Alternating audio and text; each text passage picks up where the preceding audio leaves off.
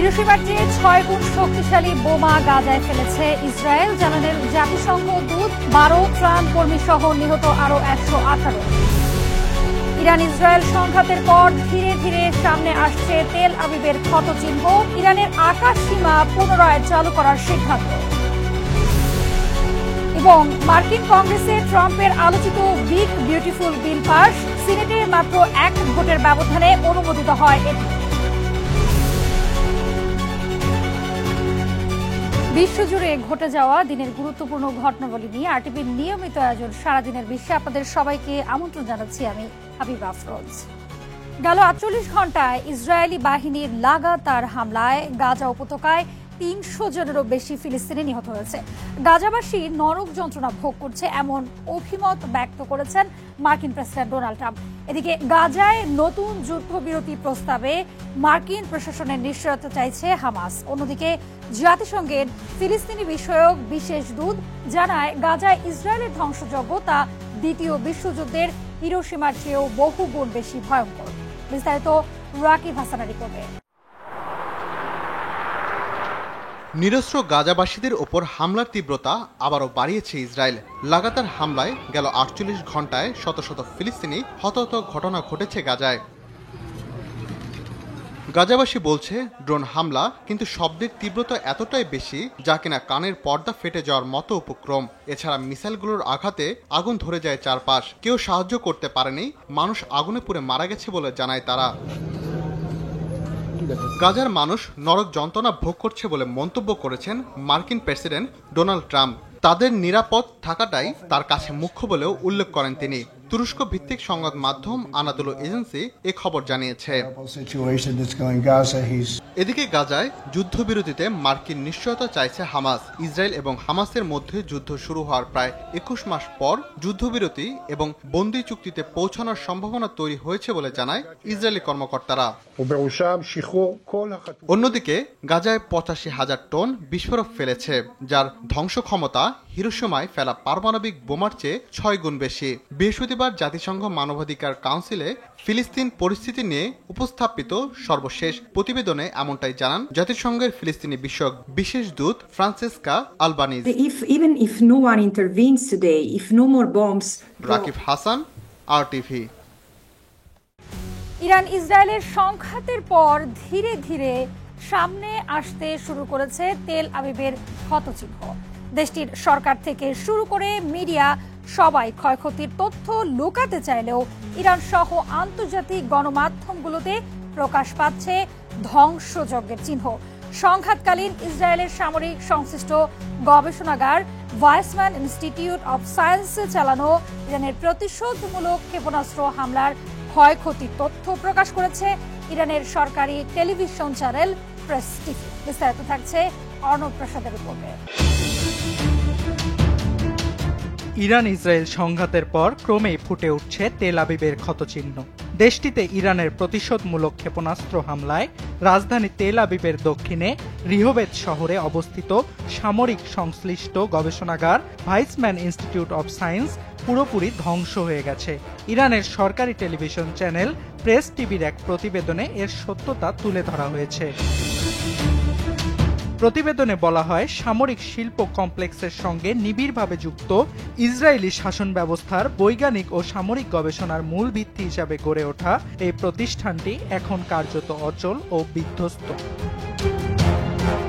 Israeli television channel 13কে দেয়া সাক্ষাৎকারে Weismann institute of সায়েন্সের প্রেসিডেন্ট অলন চেন স্বীকার করেছেন যে ইরানের ব্যালিস্টিক ক্ষেপণাস্ত্র বিশাল কমপ্লেক্সের গুরুত্বপূর্ণ ভবনগুলোয় অত্যন্ত সূক্ষ্মভাবে আঘাত করায় এর ব্যাপক ও অপূরণীয় ক্ষতি হয়েছে।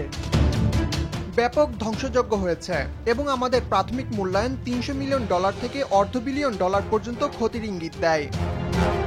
কৃত্রিম বুদ্ধিমত্তা সহ হৃৎপিণ্ডের হাজারো টিস্যু, ডিএনএ ও আরএনএ, অ্যান্টিবডি ও ল্যাবে তৈরি ভাইরাসের নমুনা সহ সবই ধ্বংস হয়ে গেছে ইরানের এই হামলায়।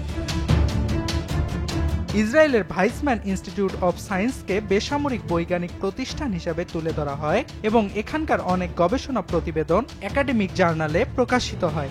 তবে এর অনেক প্রকল্প সামরিক গবেষণার সঙ্গে জড়িত, যা কখনোই প্রকাশ্যে আনা হয় না।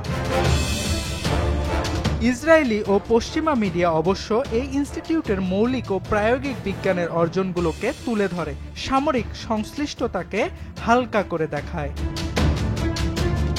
ইনস্টিটিউট কৃত্রিম বুদ্ধিমত্তা, ড্রোন প্রযুক্তি, সাইবার সিকিউরিটি, ভৌতবিজ্ঞান, কোয়ান্টাম কম্পিউটিং, ইলেকট্রনিক ট্র্যাকিং ও জ্যামিং এবং বিকল্প জিপিএস নেভিগেশন সহ ইসরায়েলি সামরিক সক্ষমতায় গুরুত্বপূর্ণ ভূমিকা রাখে।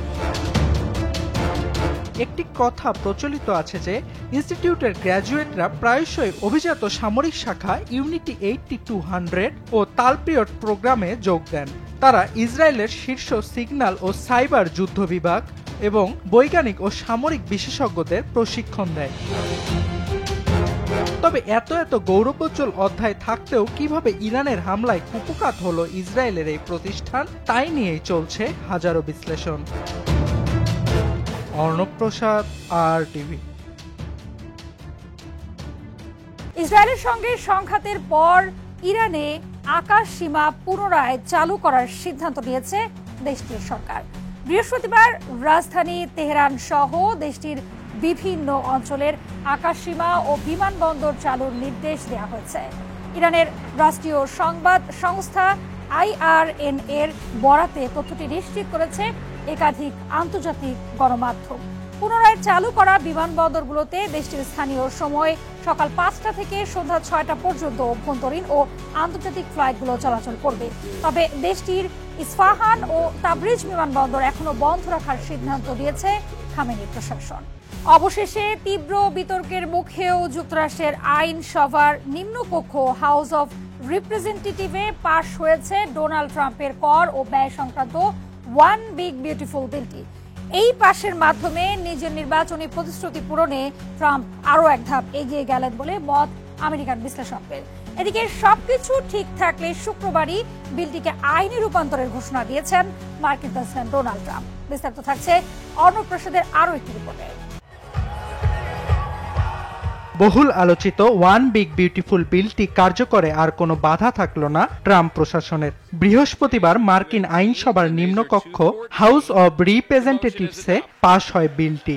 দেশটির স্থানীয় সময় শুক্রবার ভোর 5টায় এ বিলে স্বাক্ষর করবেন মার্কিন প্রেসিডেন্ট ডোনাল্ড ট্রাম্প।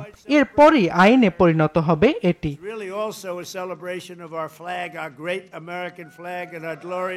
মাত্র 4 ভোটের ব্যবধানে যুক্তরাষ্ট্রের নিম্নকক্ষে পাশ হয় বিলটি। এর পক্ষে ভোট পড়ে 218টি আর 214টি ভোট বিলটির বিপক্ষে দেন প্রতিনিধিরা। এরপর এতে স্বাক্ষর করেন নিম্নকক্ষের স্পিকার মাইক জনসন। এর আগে দেশটির উচ্চকক্ষ সিনেটে তীব্র বিতর্কের মুখে পাশ হয় বিলটি। এদিকে বিলটি পাশ হয় উচ্ছ্বাস প্রকাশ করেন ট্রাম্প। দেশটির 250তম জন্মদিবস উপলক্ষে আইওয়া অঙ্গরাজ্যে আয়োজিত উৎসবে যোগ দিয়ে আইনটি কার্যকরের ঘোষণা দেন তিনি। আমরা অসামান্য বিজয় অর্জন করেছি। আমি আমার প্রতিশ্রুতি রক্ষা করতে পেরেছি। নির্বাচনের সময় মেক আমেরিকা গ্রেট এগেইন স্লোগানে আমি যে প্রতিশ্রুতি দিয়েছিলাম তা পূরণ হতে যাচ্ছে। হোয়াইট হাউস সূত্র জানিয়েছে প্রায় 900 পাতার বিলটি ইতোমধ্যে প্রেসিডেন্টের দপ্তরে এসেছে। এতে কর সংস্কারের পাশাপাশি প্রতিরক্ষা খাত, বিশেষ করে অবৈধ অভিবাসী নিয়ন্ত্রণে বড় অঙ্কের অর্থ সংস্থান রাখা হয়েছে। এছাড়াও বিলে নিম্ন আয়ের ব্যক্তি এবং প্রতিবন্ধীদের জন্য ফেডারেল স্বাস্থ্য বীমা কর্মসূচি থেকে বিপুল অর্থ ছাঁটাইয়ের প্রস্তাবও দেওয়া হয়েছে। এটি নিয়ে মার্কিন মহলে তীব্র সমালোচনার মুখেও পড়েন ট্রাম্প। তবে বরাবরই বিলটিকে আমেরিকার সুরক্ষা খাতের বড় পদক্ষেপ বলে সাফাই গেয়ে আসছেন তিনি। অর্ণব প্রসাদ, RTV। ফলপ্রসূ হলো না ট্রাম্প পুতিন ফোন আলাপ। বৃহস্পতিবার রাশিয়ার প্রেসিডেন্ট ভ্লাদিমির পুতিন ও মার্কিন প্রেসিডেন্ট ডোনাল্ড ট্রাম্পের মধ্যে রাশিয়া ইউক্রেন যুদ্ধ নিয়ে প্রায় ঘণ্টাব্যাপী আলোচনা হয়। তবে ইস্যুটি নিয়ে পুতিনের সঙ্গে কোনো অগ্রগতি হয়নি বলে জানান ট্রাম্প। এদিকে ফোন আলাপের বিষয়টি নিশ্চিত করেছে রুশ সরকার। এ বিষয়ে ক্রেমলিনের উপদেষ্টা ইউরি উশাকভ জানান, সংঘাতের মূল কারণগুলোর সমাধান না হওয়া পর্যন্ত ইউক্রেন ইস্যুতে মস্কো আর কোনো লক্ষ্য ত্যাগ করবে না। পাশাপাশি ফোন আলাপে ইরানের সঙ্গে সংঘাত সহ মধ্যপ্রাচ্যের অন্যান্য সংকট সমাধানে কূটনৈতিক আলোচনায় পুতিন জোর দিয়েছেন বলেও জানান উশাকভ। আফগানিস্তানের ক্ষমতাসীন তালেবান সরকারকে স্বীকৃতি দিয়েছে রাশিয়া।